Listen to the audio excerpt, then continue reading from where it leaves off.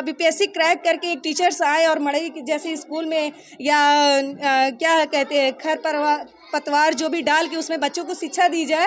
तो अगर ये है नियम में है तो हम देने के लिए तैयार हैं सर। इस तरीके से मैं यूपी से बिहार में आके शिक्षा देने आई हूँ। मैं ये चाहूंगी कि मैं इन बच्चों को इतना शिक्षित कर दूं कि ये बच्चे यूपी में जाके बिहार का नाम रोशन करें। लेकिन जब बिहार में कदम रखा तो सोचा कि चलिए बिहार के बच्चों को पढ़ाऊंगा और पढ़ा लिखा कर उस सबको भी टीचर बनाऊंगा, लेकिन इनका सपना शायद पूरा नहीं होगा।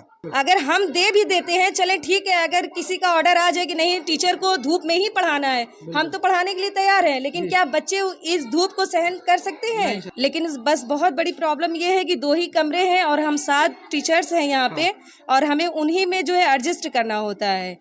अभी हम मरहौरा प्रखंड के उत्कर्मिक मध्य विद्यालय रेपुरा में हैं और यह मध्य विद्यालय है 1 से 8वीं तक यह क्लास चलता है।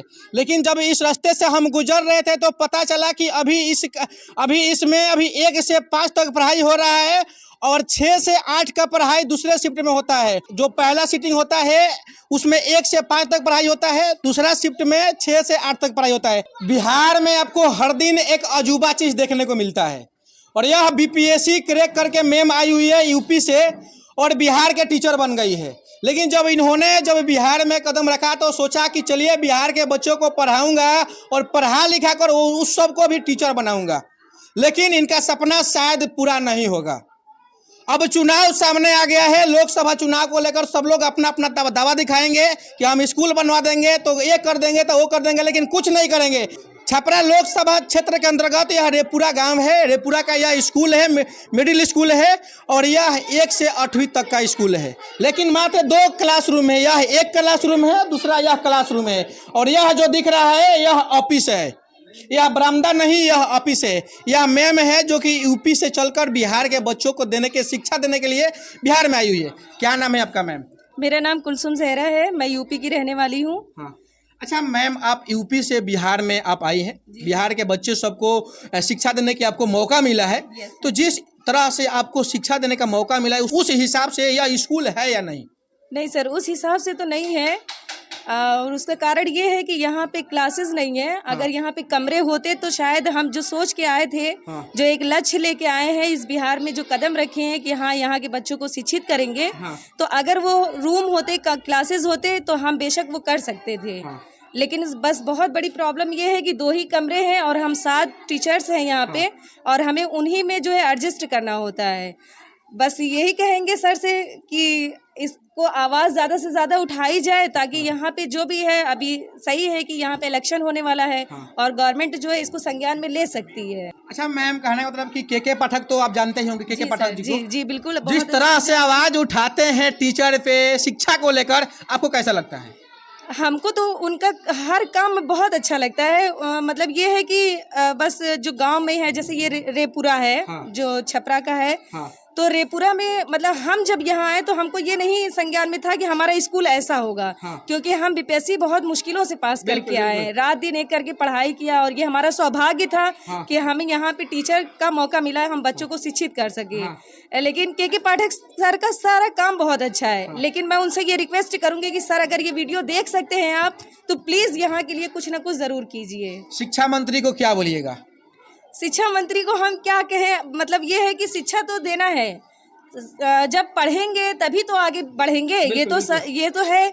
और ख़ास करके हमारे यहाँ ये जो कन्या है, बच्चियों को जो पढ़ाने का ये अभियान जो चला हुआ है कि सबको शिक्षा देना है, तो हम ये कहेंगे कि मतलब शिक्षा तो हम देने के लिए यहाँ आ गए हैं सर, लेकिन आप एक मर्तबा इसको आके यहाँ का भ्रमण कीजिए, यहाँ का देखिए कि कम से कम वो मकान, वो रूम, वो क्लासेस हैं जहाँ हम बिठा के बच्चों को पढ़ा सके, क्योंकि ये चिलचिलाती धूप में तो हम बच्चों को ज्ञान नहीं दे सकते। अगर हम दे भी देते हैं, चले ठीक है, अगर किसी का ऑर्डर आ जाए कि नहीं टीचर को धूप में ही पढ़ाना है, हम तो पढ़ाने के लिए तैयार हैं, लेकिन क्या बच्चे इस धूप को सहन कर सकते हैं? तो बस इसलिए एक और सवाल है, लास्ट आखिरी सवाल है। सरकारी स्कूल में मैंने इस गांव वालों से सुना कि सरकारी स्कूल में मरई रख कर बच्चे को पढ़ाया जा रहा है। क्या कभी यह बात आपने सुना था क्या? नहीं सर, हम सुने तो नहीं थे। लेकिन हम न्यूज़ में जब फॉर्म ये डाले थे बीपीएससी का, तो न्यूज़ में अक्सर 1 to 5 TRE 1 का जो हुआ था उसमें सुनते ये थे कि मतलब स्कूल नहीं है जहाँ टीचरों की ये पोस्टिंग हो रही है, तो वहाँ टीचर्स जाके बहुत परेशान हो रहे हैं। तो हम बस यही भगवान से दुआ करते थे कि हमारा स्कूल ऐसा ना मिले। लेकिन हम क्या कहें, हमारा लक ही खराब था कि हमको भी वैसा ही स्कूल मिल गया। जब हम यहाँ आए तो हफ्ते 10 दिन के बाद पूरे ग्रामीण के लोगों को इकट्ठा किया गया और सारे टीचर्स मिलके ये बात रखे कि मतलब हम पढ़ा नहीं पाते बच्चों को। 9 से 5 का ये के पाठक सर का ऑर्डर है कि 9 से 5 हमको क्लासेस चलानी है, लेकिन हम जब कमरे नहीं है तो हम 1 से लेके 8 तक के बच्चों को 10 से 5 तक कैसे शिक्षा दें, किस हिसाब से शिक्षा दें। तो ग्रामीण जन तो पूरे इकट्ठा हुए और बहुत मतलब अच्छे तरीके से उन्होंने कहा ठीक है हम मड़ई डालने के लिए तैयार है। तो लेकिन सर ये कहीं से मतलब अच्छा नहीं लग रहा है कि एक बीपीएससी क्रैक करके एक टीचर्स आए और मड़ई जैसे स्कूल में या क्या कहते हैं खर पतवार जो भी डाल के उसमें बच्चों को शिक्षा दी जाए। तो अगर ये है नियम में है तो हम देने के लिए तैयार हैं सर, लेकिन आप ये सोच के बताइए कि क्या ये सही है, बस ये हम कह सकते हैं। मैम एक बात बताइए आखिरी में कि मरई में भी हम पढ़ाने के लिए तैयार हैं, क्या वह शिक्षा देना उस तरह से सही है या गलत? यह बिहार के मुख्यमंत्री साहब, शिक्षा मंत्री साहब, यहाँ के जो BDO साहब है, आपसे सवाल रहेगा। मैम तैयार है उस तरह के शिक्षा देने के लिए, लेकिन जिस तरह से शिक्षा देना चाहिए सही है या गलत आप लोग तय कीजिएगा। बाकी इस स्कूल का भविष्य किस तरह से बदल रहा है, अब अच्छा तरह से बदल रहा है कि बुरा तरह से बदल रहा है, आप लोग बहुत अच्छे तरीके से जानते हैं। बाकी इस इंटरव्यू को शेयर कीजिए। बिहार के मुख्यमंत्री, शिक्षा मंत्री और यहाँ के जो भी BDO साहब हैं, और खास करके लोकसभा चुनाव आ गया है तो चुनाव को लेकर काफ़ी आप लोग दबदबा करते हैं कि हम ये कर देंगे वो कर देंगे, लेकिन इस स्कूल का भाग बदल के दिखवाइए। मैं दावे के साथ कह रहा हूँ कि फिर से जो भी यहाँ के सांसद अगर इस स्कूल का भाग्य बदल सकता है तो उसको इस रेपुरा से कोई जीतने से रुकेगा नहीं, और वह जीत कर दिखाएगा। कब? जब इस स्कूल का भाग बदल देंगे तब। स्कूल का भाग नहीं बदलना है, ये हम मासूम छोटे छोटे जो बच्चे दिख रहा है ये सब का भाग बदलना है। बाकी इस इंटरव्यू को शेयर कीजिए।